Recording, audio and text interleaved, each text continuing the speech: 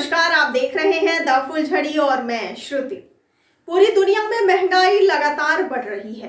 कच्चा तेल महंगा होने के कारण भारत पर महंगाई को लेकर दबाव और ज्यादा है, क्योंकि भारत 85% तेल आयात करता है। ग्लोबल डेटा ने अपनी हालिया रिपोर्ट में कहा कि 2022 में भारत की महंगाई दर 5.5% तक पहुंच जाएगी, जो 2021 में 5.1% थी। ऐसे में निवेशकों के लिए पोर्टफोलियो को महंगाई प्रूफ रखना जरूरी है।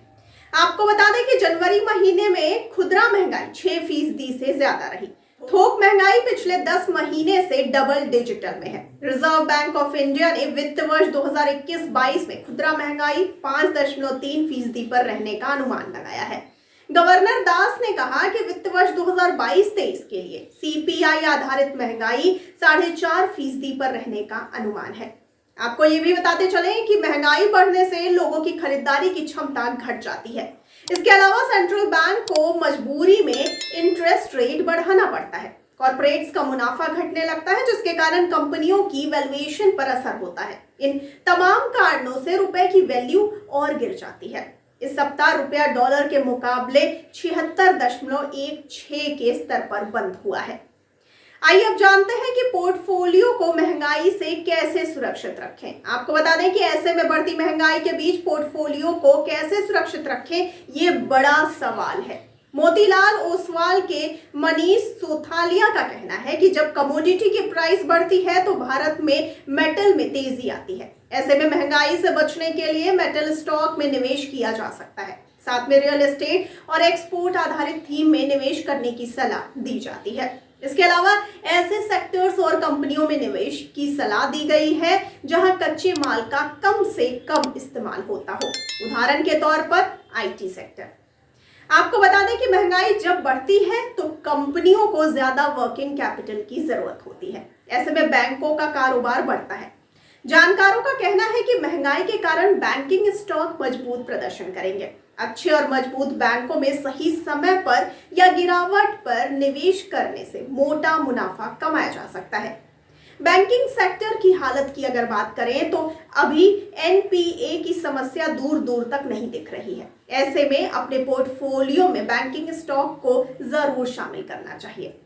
आपको जानकारी के लिए ये भी बताते चलें कि भारत की कंज्यूमर प्राइस इंडेक्स आधारित महंगाई फरवरी में जनवरी के मुकाबले कम रहने की उम्मीद है। जी हाँ, यह बयान मोतीलाल ओसवाल फाइनेंशियल सर्विसेज ने दिया है। इस बात का ध्यान रखना चाहिए कि कमोडिटी की ज्यादा कीमतें, खास तौर पर परिवहन के तेल की कीमतों ने जनवरी 2022 में महंगाई से ज्यादा स्तर में योगदान दिया है। इसके नतीजे भारत में महंगाई का मुख्य आंकड़ा कंज्यूमर प्राइस इंडेक्स सालाना आधार पर बढ़ गई है। इंडेक्स पिछले महीने बढ़कर 6.01% पर पहुंच गया है, जो दिसंबर 2021 में 5.66% और जनवरी 2021 में 4.06% पर रिकॉर्ड किया गया था।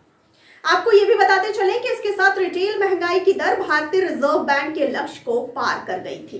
केंद्रीय बैंक ने 2 से 6% की रेंज में सीपीआई रहने का लक्ष्य रखा है। इसके अलावा कंज्यूमर फूड प्राइस इंडेक्स में बढ़ोतरी की दर, जो खाने के उत्पाद की रिटेल कीमतों में बदलाव को मापती है, दिसंबर 2021 के 4.05% से बढ़कर पिछले महीने 5.43% पर पहुंच गई है। आपको ये भी बता दें कि विदेशी पोर्टफोलियो निवेशकों यानी फॉरेन पोर्टफोलियो इन्वेस्टर्स ने मार्च के सिर्फ 3 कारोबारी दिवसों में ही भारतीय शेयर बाजारों से 17,537 करोड़ रुपए की निकासी कर ली है। जी हाँ, यूक्रेन संकट की वजह से पैदा हुई अनिश्चितता और कच्चे तेल की बढ़ती कीमतों से कारोबारी धारणा पर पड़े प्रतिकूल असर ने एफपीआई की इस निकासी को रफ्तार देने का काम किया है। जमाकर्ताओं से प्राप्त आंकड़ों के मुताबिक एफपीआई ने इस महीने के 3 कारोबारी दिवसों में ही इक्विटी से 14,721 करोड़ रुपए, ऋण खंड से 2,808 करोड़ रुपए और हाइब्रिड साधनों से 9 करोड़ रुपए निकाले हैं। इस तरह 2 से 4 मार्च के दौरान भारतीय बाजारों से कुल 17,537 करोड़ रुपए की निकासी विदेशी निवेशकों ने की है।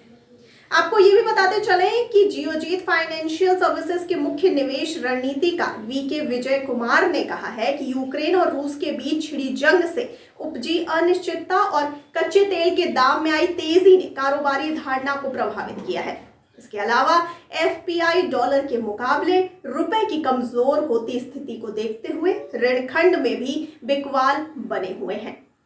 तो आपको इस पूरी जानकारी को लेकर के क्या कहना है, आपकी क्या राय है, हमें कमेंट बॉक्स में कमेंट करके जरूर बताइए। और साथ ही साथ हमारे चैनल को लाइक, सब्सक्राइब और शेयर करना बिल्कुल ना भूलिए। और मुझे दीजिए इजाजत, लेकिन आप बने रहिए द फुलझड़ी के साथ। धन्यवाद।